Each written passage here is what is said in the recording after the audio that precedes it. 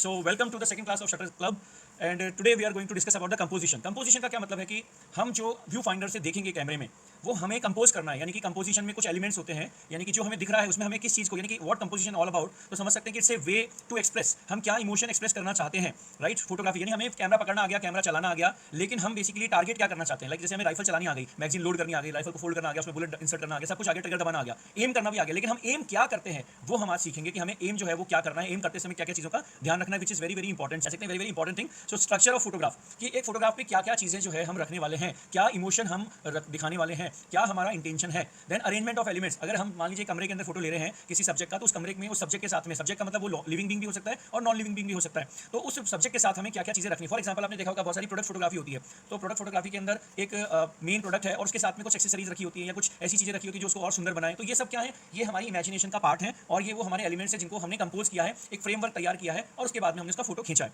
कई बार जो फ्रेमवर्क होता है वो ऑलरेडी सेट होता है, लेकिन हमें ढूंढना होता है कि हमारे लिए एंगल कौन सा है, राइट। जैसे फॉर एग्जाम्पल आप लैंडस्केप फोटोग्राफी करेंगे, तो जब आप लैंडस्केप फोटोग्राफी करेंगे तो उस टाइम पे आप क्या करेंगे, उस टाइम पे आप देखेंगे कि ऑलरेडी लैंडस्केप है अच्छा सा, तो आप अपने आप को एडजस्ट करेंगे, आप अपने आप को एडजस्ट करेंगे कि मैं किस तरह से अपने आप को एडजस्ट करूं कि मैं जो बेस्ट चीज़ है वहां पर, वो जो देखना चाहता हूं वो मुझे वहां पे मिले।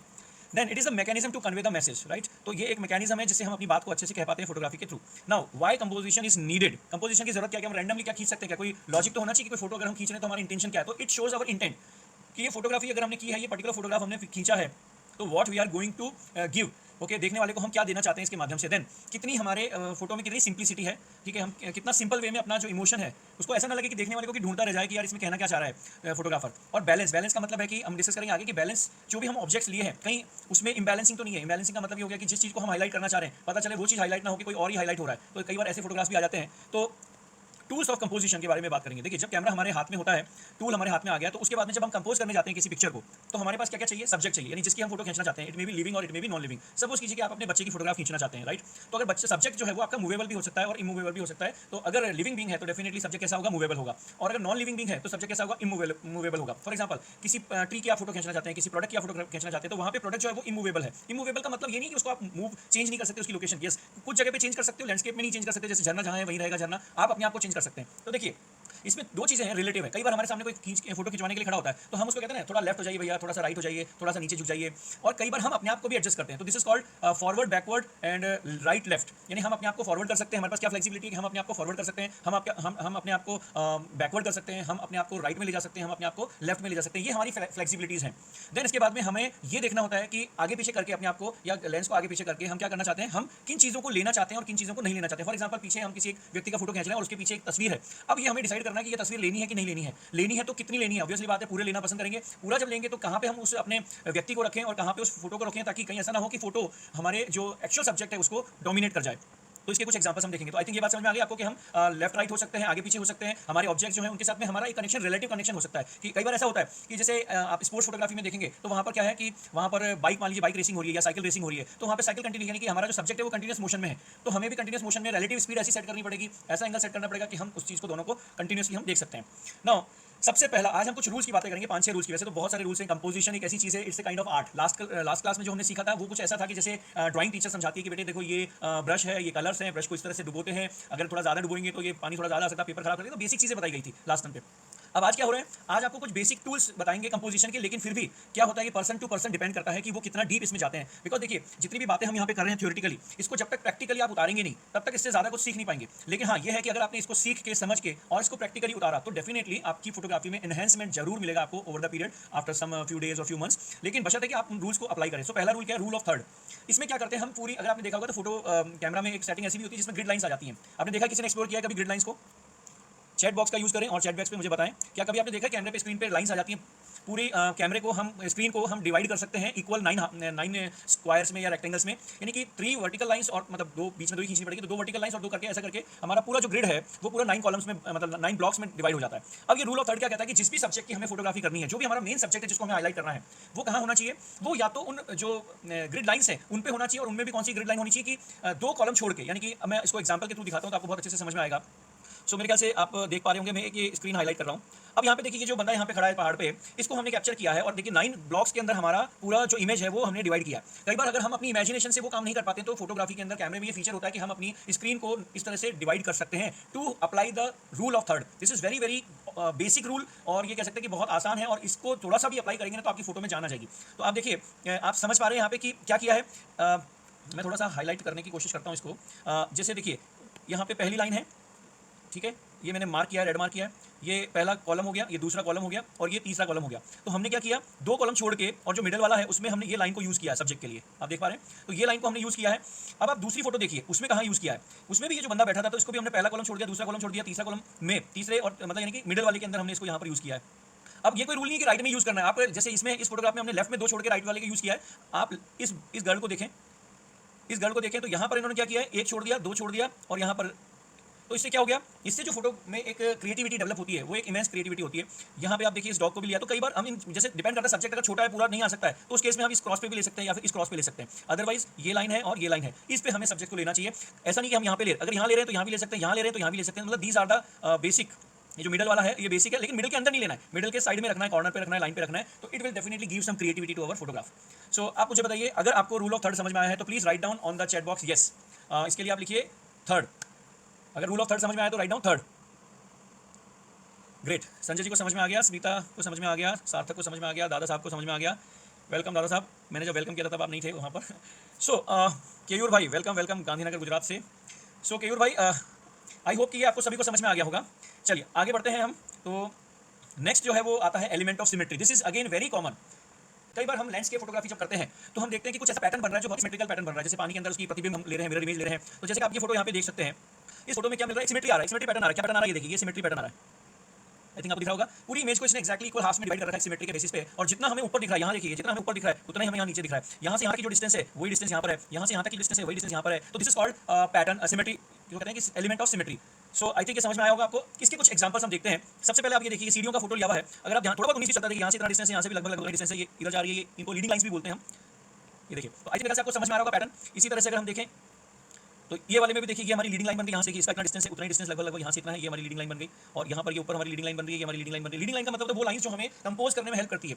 अब मैं ये नहीं कह रहा हूँ कि आप हर बार सिमेट्री का पोज ही लेंगे, आप समझिए, आई एम जस्ट गिविंग यू ना आइडिया। लाइक जैसे एक टीचर आपको बताता है कि ये कलर से बेटे आप ये कलर्स भी यूज कर सकते हो। Similarly I am trying to give you idea कि कंपोजिशन करते समय, एक किसी पिक्चर को कंपोज करते समय कौन सा पैटर्न हम यहाँ पे रखें जिससे कि हमारा पिक्चर बहुत खूबसूरत आए। Again this is a matter of practice, लेकिन I am just giving you the trying to give the tools. Similarly आप देख पा रहे हैं यहाँ पे ये लीडिंग लाइन बन रही है हमारी, ये लीडिंग लाइन बन रही है हमारी, और यहाँ पर ये देखिए लीडिंग लाइन बन रही है हमारी, यहाँ ऊपर ये लीडिंग लाइन बन रही है हमारी, यानी कि पूरे मतलब पिक्चर को अगर देखें तो एक्जैक्टली सिमेट्रिकल। यहाँ पहला ये कट आ रहा है तो यहाँ ये पहला कट आ रहा है। So I hope you must be enjoying this. If you are enjoying this and if you are understanding the last pattern को भी एक बार देख लीजिए कि किसी ने कितना खूबसूरत फोटो लिया है कि बिल्डिंग्स के नीचे से प्लेन को जाते हुए कैप्चर किया। अब आपको लग रहा होगा कि कोई रैंडम लिया हुआ फोटो, या रैंडम लिया नहीं। इस तरह के फोटोग्राफ खींचने के लिए जो फोटोग्राफर्स है वो बहुत ज्यादा मेहनत करते हैं। बस उनके दिमाग में आइडिया होता है। जैसे राजा मौली ने पिक्चर बनाई, तो ऐसा नहीं है कि वो ऐसे ही बन गई, तुक्के में बन गई। वो पिक्चर बनाई तो उसके पीछे उनका बहुत रिसर्च होगा, बहुत अच्छा वर्क होगा, तब जाके वो पिक्चर बनी। सिमिलरली हमें दाद देनी होगी इस फोटोग्राफर की जिसने भी ये फोटोग्राफ खींचा है। अब यहाँ देखिए कितना सिमेट्रिकल पैटर्न बना है कि प्लेन जो है वो एक्जैक्टली आप समझ पा रहे होंगे कि अगर हम इसको एक्जैक्टली करें तो बिल्कुल सिमेट्रिकल पैटर्न में आ रहा है। ठीक है, अब आप बोलेंगे कि 10 मिनट बाद में जब ये ऑफ हो जाएगा तो आप प्लीज वापस से ज्वाइन कर लीजिएगा इसी लिंक के थ्रू। अब आप बोलेंगे कि सर यहाँ तो सेंटर में ले लिया, तो ये ग्रिड वाला जो बात है आपने बताई थी वो क्या फेल हो गया। देखिए आप समझिए, वो ग्रिड वाला एक टूल था, एक पैटर्न था। हर बार हम हर फोटोग्राफ में रूल ऑफ थर्ड ही लगाएंगे ये जरूरी नहीं है। अब देखिए आप लेंगे सर थोड़ा कंफ्यूजिंग नहीं, कंफ्यूजिंग आप समझिए। जब आप सेना में भर्ती होते हैं तो सेना में जब आप भर्ती होते हैं तो आपको कई तरह के वेपन्स की ट्रेनिंग दी जाती है ना। कई तरह के वेपन्स होते हैं कि देखो भाई ये नाइफ है, ये हम पॉकेट में रखते हैं, ये हमारी ग्रेनेड है जिसको हम पिन निकाल के ऐसे फेंकते हैं, ये हमारी छोटी पिस्टल है जो हम इधर साइड पॉकेट में रखते हैं। ठीक है, इसके अलावा ये हमारा जो गन है उसके आगे भी एक नाइफ लगा होता है, और गन कैसे काम करती है। तो कौन सा टूल दुश्मन कॉम्बैट के टाइम पे, लड़ाई के समय कौन सा टूल हमें कब काम लेना है, ये तो एक सिपाही को समझ में कब आएगा जब सिपाही ने उन सारे टूल्स के साथ में अलग अलग पैटर्न पे ट्रेनिंग ली होगी। तो अब आप इतना तो समझ गए होंगे कि photography is not just for 3 class. 3 class में फोटोग्राफी कंप्लीट होने वाली नहीं है, लेकिन yes we are just trying to develop our interest, या ऑलरेडी ये कह सकते हैं कि हमें इंटरेस्ट था तो उस इंटरेस्ट को और बेहतर बनाने की कोशिश कर रहे हैं हम, है ना। तो चलिए, ये एलिमेंट ऑफ सिमेट्री यदि आपको समझ में आया तो आप प्लीज चैट बॉक्स में लिखिए symmetry, element of symmetry. Yes भी लिख सकते हैं, yes, right, yes. If you could understand this element of symmetry please write yes. Great, सभी लोग अपना हाथ चलाएं, थोड़ा मुझे भी अच्छा लगेगा। मतलब क्या होता है कि कहते हैं ना कि वो जैसे मुशायरे में कोई अगर शायरी बोलता है तो वाह वाह दाद मिलती रहनी चाहिए, कोई गाना अच्छा गाता है तो तालियां बजती रहनी चाहिए। सिमिलरली जो अगर कोई ऑनलाइन ट्रेनिंग ले रहा है वो भी मतलब अगर ऑनलाइन ट्रेनिंग ले रहा है तो उस टाइम चैट चलती रहनी चाहिए, तो वो चैट जो है वो एनकरेजमेंट मिलता है एक तरह से। सो 1 2 3 4 5 लोगों को समझ में आया, यस, सिर्फ 5 लोगों को समझ में आया है। मधु जी को समझ में आया, केयूर भाई को समझ में आया, दादाजी को समझ में आया, और सार्थक को समझ में आया, जूनियर प्रेसिडेंट को समझ में आया, संजय जी को समझ में आया। इसके अलावा लोग तो मुझे थोड़े ज़्यादा दिख रहे हैं। जगरोटिया जी आपको समझ नहीं आया क्या एलिमेंट ऑफ सिमेट्री? ओके, कुछ लोग ऐसे भी हो सकते हैं जिन्होंने सिर्फ ऑन करके मन रखने के लिए ऑन कर लिया हो और सुन रहे हो।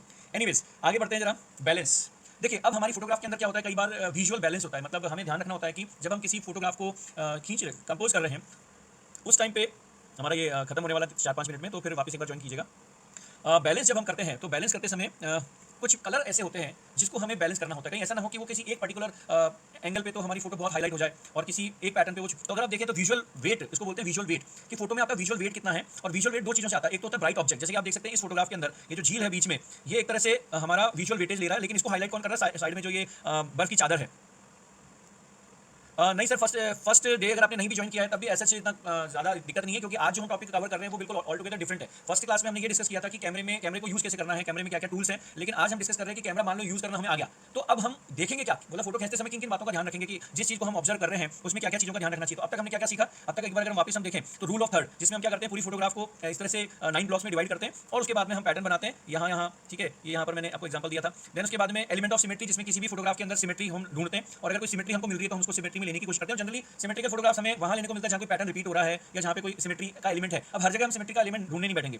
देन तीसरा बात करें बैलेंस, कि विजुअल वेट क्या है हमारा, तो visual weight comes from the bright object या सैचुरेटेड कलर। इसके कुछ और एग्जांपल देखते हैं तो थोड़ा और क्लैरिटी आएगी। अब अगर देखें हम तो ये फर्स्ट फोटो, इस फर्स्ट फोटो में क्या हुआ है, हमने कलर की वजह से, कलर कंट्रास्ट की वजह से अपना जो सब्जेक्ट था, जो पौधा था, उसको क्या कर दिया, हाईलाइट कर दिया। तो इस तरह के भी फोटोग्राफ्स आपने देखे होंगे कि पूरा बैकग्राउंड जो है वो ब्लैक एंड व्हाइट में है और जो हमारा ऑब्जेक्ट है वो हमारा एक अलग कलर में। अब आप बोलेंगे सर ये कैमरे में फीचर होता है क्या? यस, तो मैं कहूँगा कि आजकल कुछ कैमरे डिजिटल एसएलआर ऐसे आ रहे हैं जिसमें एक पर्टिकुलर कलर आप सेलेक्ट कर सकते हैं तो वो उसी कलर को हाईलाइट करेगा। अदरवाइज एक पर्टिकुलर एरिया आप सेलेक्ट कर सकते हैं जिसमें वो पर्टिकुलर एरिया में कलरफुल करेगा, बाकी सब ब्लैक एंड व्हाइट करेगा। अदरवाइज मोस्टली इस तरह की जो पिक्चर्स हैं वो हम यूजुअली खींचते हैं या तो ऑटोमेटिकली वो बाय डिफॉल्ट हमारा जो बैकग्राउंड है वो ऐसा ही हो, और जैसे कि ये वाला फोटो खींचा गया ये ओरिजिनल है। इसके अंदर क्या हो रहा है कि एक पेड़ निकल रहा है टाइल तोड़ के, ठीक है। अब आप समझिए इसके पीछे का इमोशन भी समझने की कोशिश करते हैं कि फोटोग्राफर ने इसको क्या सोच के खींचा होगा। चलो कोई ट्राई करते हैं कि इसमें एक कोशिश कीजिए इसका मोटो निकालने का, कि फोटोग्राफर क्या इमोशन यहाँ से एक्सप्रेस करना चाहता है। क्योंकि देखिए कई बार ऐसा होता है कि सामने वाला एक्सप्रेस कुछ और करना चाहता है लेकिन हम उसको इंटरप्रेट कुछ अलग तरीके से करते हैं। तो can you please tell me, कोई भी चैट पे लिख के बता सकता है कि आप इस फोटो को देखेंगे तो आपके मन में क्या विचार आएगा, क्या इमोशन है, क्या चीज़ है जो आप इस फोटोग्राफ से समझेंगे। Please participate. सो बहुत सारे परसेप्शंस हो सकते हैं हर एक के देखने के। आप अपना मे बी बताइए। जैसे किस तरीके से ह्यूमंस प्लांट्स को दबाना चाह रहे हैं बट स्टिल प्लांट ग्रो करने की कोशिश कर रहा ठीक है। है, वेरी गुड, ये एक इमोशन हो गया। दूसरा इमोशन और कोई बताइए मेरे को, और क्या इमोशन हो सकता है। यानी मैं जो कहना चाह रहा हूँ कि यहाँ पे हम लिटरेचर की बात नहीं कर रहे हैं, तो हम बेसिकली हम ये कहना चाह रहे हैं कि हर फोटो के पीछे कोई ना कोई मकसद होता है। फोटोग्राफर हो सकता है वो ये दिखाना चाह रहा हो कि जिस तरह से छोटा सा प्लांट जो है, जैसे कि मेरा परसेप्शन है कि जिस तरह से एक छोटा सा प्लांट, एक प्लांट के लिए टाइल तोड़ के बाहर निकलना वो कितना मुश्किल रहा होगा, लेकिन फिर भी वो टाइल तोड़ के यानी डिफिकल्टीज से ओवरकम करके बाहर आ गया। तो जब एक प्लांट ऐसा कर सकता है तो ये एक मनुष्य के लिए सीख है कि कभी चाहे मुश्किलें चाहे कितनी भी ज़्यादा बड़ी क्यों ना हो, ताकतवर क्यों ना हो, लेकिन यदि आप ग्रो करना चाहते हैं तो आपको ग्रो करने से कोई रोक नहीं सकता। चलिए खैर, तो बात हम कर रहे थे बैलेंस की। अब देखिए इस फोटोग्राफ में देखिए सारी ब्लैक चेरीज के बीच में, और इसमें भी अगर आप देखेंगे ना तो रूल ऑफ थर्ड लगाया गया है।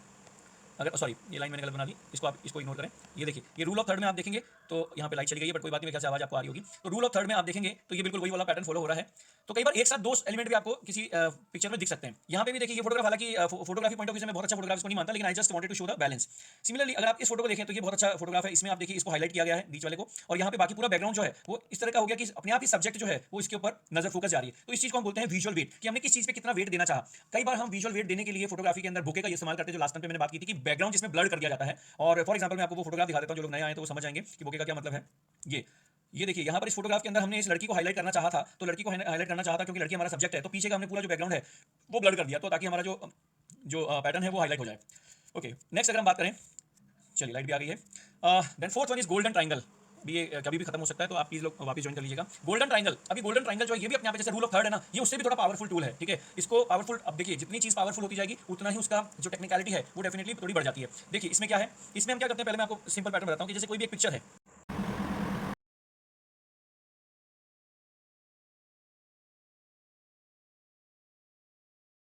बात कर रहे थे कि ये जैसे मान लीजिए ये हमारा फोटोग्राफ का फ्रेम है, ठीक है, ये फ्रेम है मतलब बाउंड्रीज है। अब इसमें क्या करते हैं कि पूरी फोटो को डायगोनली कट करते हैं, मतलब इमेजिनरी कट कर रहे हैं, और फिर क्या करते हैं इस कॉर्नर से एक परपेंडिकुलर खींचेंगे और इस कॉर्नर से एक परपेंडिकुलर खींचेंगे, तो इस तरह का हमको एक गोल्डन ट्राइंगल्स मिलते हैं। 4 ट्राइंगल में हमारी पूरी पिक्चर जो है वो डिवाइड हो गई, राइट। अब जैसे आपको याद होगा कि रूल ऑफ थर्ड में हमने ऐसा पैटर्न लिया था और हम कह रहे थे कि अपने सब्जेक्ट को यहाँ रखो, यहाँ रखो, यहाँ रखो, यहाँ रखो, यहाँ रखो, यहाँ रखो। Similarly this is also another pattern, अपने सब्जेक्ट को यहाँ इस टी पॉइंट पे रखो या इस टी पॉइंट पे रखो, या अपने सब्जेक्ट अगर ज्यादा है तो एक को इसमें डाल दो, एक को इसमें डाल दो, एक को इसमें डाल दो, एक को इसमें डाल दो, या मतलब बहुत सारे पैटर्न हो सकते हैं। इसलिए आप समझ रहे होंगे कि फोटोग्राफी का जो लोग कोर्स करते हैं 2-2, 3-3, 4-4 साल, वो क्या चीज़ें सीखते होंगे। ये पूरी चीज़ें मैं आपको बताने की कोशिश कर रहा हूँ अपनी ये 2-3 क्लासेस में। सो यहाँ पे हम डाल सकते हैं, यहाँ रख सकते हैं, कोई ऐसी चीज़ है जिसको हम लाइन पे ला सकते हैं तो लाइन पे ला सकते हैं, और इसके अलावा भी और भी कई पैटर्न्स हैं, लेकिन फिलहाल हम बेसिक पैटर्न्स को समझने की कोशिश कर रहे हैं। तो जरा आगे बढ़ते हैं। अब आप देखिए इन फोटोग्राफ्स को, इस फोटोग्राफ में देखिए वही किया है, ये डायगोनली कट किया हमने, मतलब इमेजिनरली, और फिर ये यहाँ पर और ये यहाँ पर। अब आप देखिए यहाँ पर इधर हमारे पास कुछ नहीं था, इसको हम बोलते हैं नेगेटिव स्पेस। कई बार हमें अपने सब्जेक्ट को हाईलाइट करने के लिए कुछ स्पेस एक्स्ट्रा भी देना पड़ता है, नेगेटिव, ठीक है। लेकिन अब अगर देखें तो ये बंदा जो है ये हमारे कहाँ पर आ रहा है, टी पर, यानी हमारा हाईलाइटेड पॉइंट, और इसका पूरी बॉडी हमने किस में डाल दी, इस ट्रायंगल में डाल दिया। तो कहने का मतलब है कि इसको हमने इस टी पॉइंट पर रखा। ये टी पॉइंट से हमारा ये कौन सा रूल लग रहा है यहाँ पे, गोल्डन ट्रायंगल का रूल लग रहा है। सिमिलरली आप इसको देखिए, इस पिक्चर के अंदर अगर आप देखेंगे तो यहाँ पर हमारे पास एक ये था, इसको हमने इस ट्रायंगल में डाल दिया। एक हमारे पास में ये जो मेन बॉडी है हमारी, इस मेन बॉडी को हम कहाँ ले आए, इस टी पॉइंट पे। अब एक्जैक्टली ऐसा कभी नहीं होगा कि बिल्कुल टी के आगे पीछे नहीं, ये तो कंपोजिशन है, तो क्रिएटिविटी है, ये तो खेल क्रिएटिविटी का है सारा, इसमें कोई आपको बोल नहीं सकता। अब आप देखिए इसमें इसने किसको कैप्चर किया, ये जो सन था, इस सन को कैप्चर करना था इसको, और सन को कहाँ रखा है इसने, बिल्कुल टी पॉइंट पे। तो this is the perfect example of the golden triangle rule.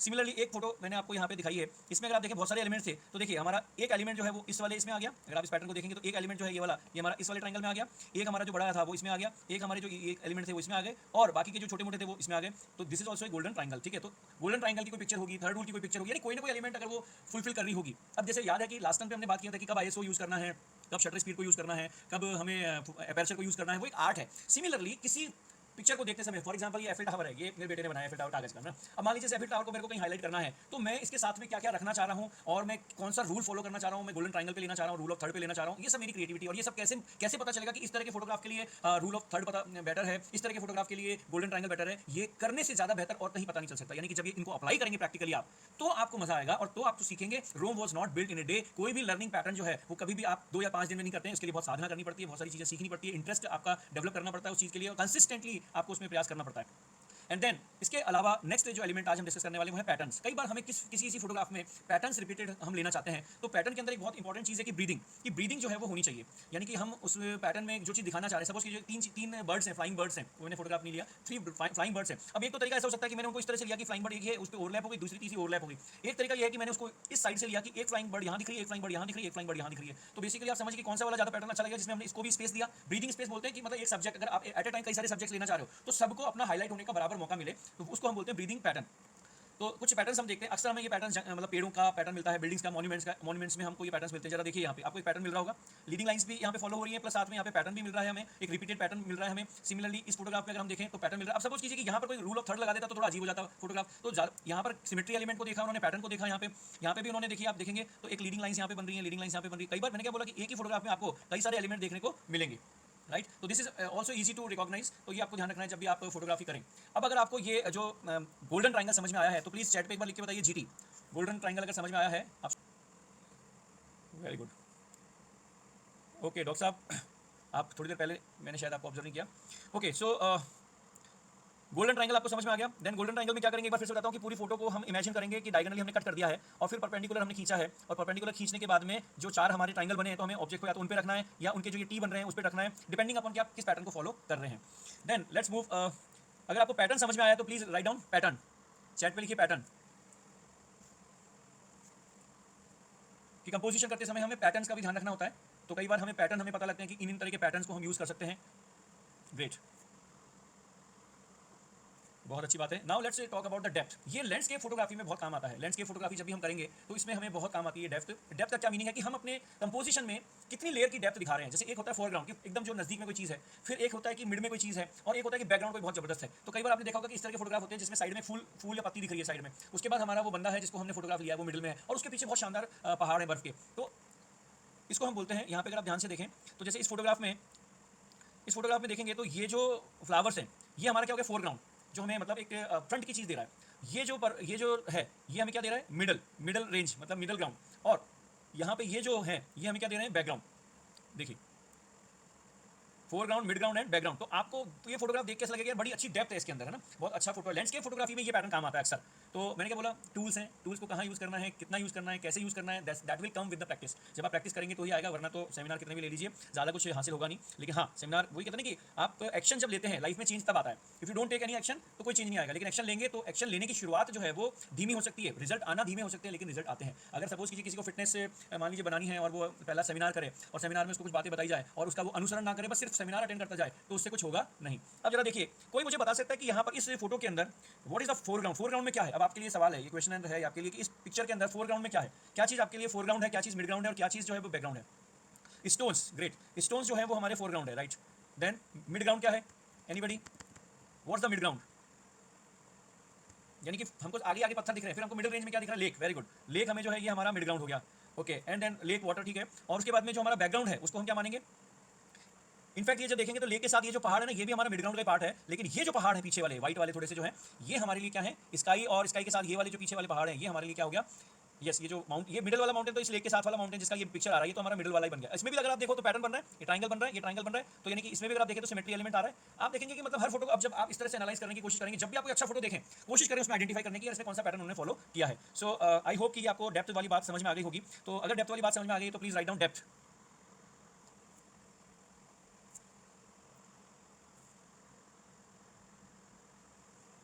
Okay, so आपको डेप्थ समझ में आ गई। एक बार फिर से हम देखते हैं कि आज हमने क्या डिस्कस किया है।